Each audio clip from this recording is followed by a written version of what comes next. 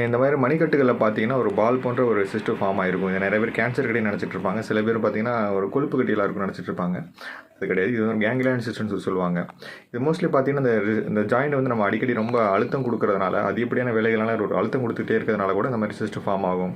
இல்லை அந்த இடத்துல ஒரு அடிபடுறது, இல்லை ஒரு காயம் ஏற்படுறது, இல்லை அந்த இடத்துல உள்ள அந்த தசையில் உள்ள ஒரு திரவம் வந்து வெளியாகி அந்த இடத்துல ஒரு சின்னதாக ஒரு சிஸ்டம் ஃபார்ம் ஆகுது. இந்த மாதிரியான ரீசன்லாம் கூட இந்த மாதிரி சிஸ்டம் ஃபார்ம் ஆகும். ஆனால் இது ஒரு பிரச்சனை இல்லாத கட்டி. ரொம்ப பின்னாடி எதுவும் பெரிய கட்டிலாம் வந்துருக்குங்கிற பயம்லாம் வேண்டியதில்லை. இது வலி இருக்கும், சில பேர் வலி இல்லாமலாம் இருக்கும். ஒரு பால் பண்ண ஒரு அமுக்குனா கூட அப்படி தொலை அமைக்கிட்டே இருக்கும்.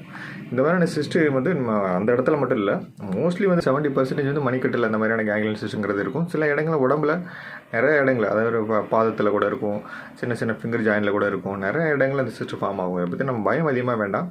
ஹோமியோபதி மெடிசன்ஸ் எடுத்தாலே 1 or 2 monthsலேயே இதனுடைய அறிகுறிகள் படிப்படியாக குறைஞ்சி அந்த வீக்கம் நல்லாவே குறைஞ்சிரும். வாய்ப்பு இருக்கிறவங்க ஹோமியோபதி மெடிசன்ஸ் எடுத்து பாருங்கள்.